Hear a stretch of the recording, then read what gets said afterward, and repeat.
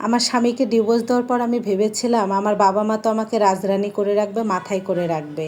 কিন্তু স্বামীকে ডিভোর্স দেওয়ার পরে আমি বুঝেছি বাবার বাড়িতে আমার স্থানটা কোথায়। আমার বাবা আমার স্বামীকে ডিভোর্স দেওয়ার আগে বলেছিল, মারে স্বামী যদি ভালো হয় মেয়েদের শেষ ঠিকানা হয় স্বামীর বাড়ি। কিন্তু এটা আমি কখনোই মানতে চাইতাম না। ছোটোখাটো বিষয় নিয়ে আমার স্বামীর সঙ্গে আমি খুব সিনক্রেট করতাম। আমার মনে হতো আমার স্বামী কেন আমার কাছে নত হয় না, সে কেন আমাকে সরি বলে না। আমি ছোট থেকে একটা উটকো মেজাজে মেয়ে, এজন্য আমার স্বামীকে আমি ডিভোর্স দেই। তবে আমার স্বামী আমাকে ডিভোর্স দেয়নি, আমি তাকে ডিভোর্স দিয়েছি। আমার স্বামী আমার সঙ্গে এতটাও খারাপ ব্যবহার করতো না যে তার সঙ্গে সংসার করা যায় না। আমি বললাম না, আমি সবসময় চাইতাম সে আমার কাছে নিচু হয়ে থাক। কেন সে আমার কথার উপর দিয়ে কথা বলবে, কেন তার অধিকার আমার উপরে খাটাবে। এই কথা না মেলার কারণে আমি তাকে ডিভোর্স দেই। তবে ডিভোর্স দেওয়ার পরে আমার বাবার বাড়ির চিত্র পুরাটাই পরিবর্তন হয়ে যায়।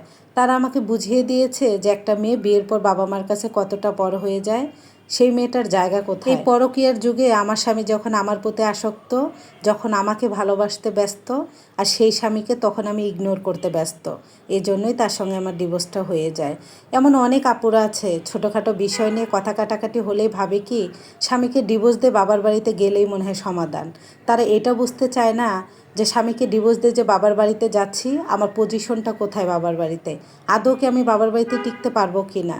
স্বামী স্ত্রীর ভিতরে ডিভোর্স দিলে যদি সমাধান হয়ে যেত তাহলে ঘরে ঘরে ডিভোর্স হতো।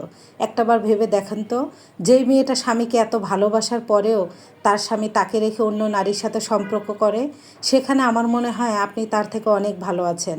আপনার স্বামী আপনার সঙ্গে কথা বনাবনি না হয়ে আপনি তাকে ডিভোর্স দিচ্ছেন, আর সেই মেয়েটা স্বামীর ভালোবাসাই পাচ্ছে না।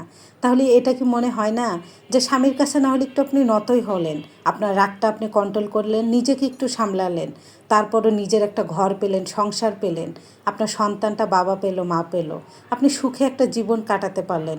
এটা কি ভালো? নাকি বাবার বাড়িতে যে বোঝা হয়ে দিনের পর দিন ঘন্টার পর ঘন্টা টেনশন, আপনি কিভাবে আপনার বাচ্চাকে মানুষ করবেন, আপনি কিভাবে আপনার জীবনটাকে চালাবেন, এই চিন্তা নিয়ে বাঁচা বড়।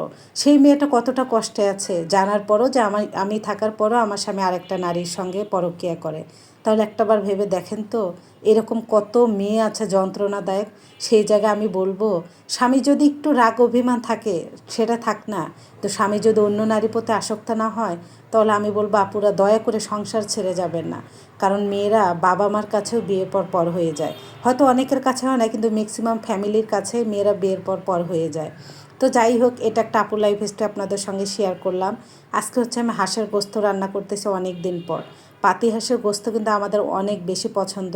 আর আমি এত পরিমাণে ঝাল দিয়েছি, দেখতেই পাচ্ছেন কালার কী পরিমাণ হয়েছে। আর খেতে খেতে আমার এতটা লেট হয়েছে গাইস, মানে আমার বাচ্চাদেরকে খাইয়ে দিতে হয়, মানে ওদের সব কিছু করতে করতে আমার সময় শেষ। তো যাই হোক, সবাই ভালো থাকবেন, ধন্যবাদ সবাইকে।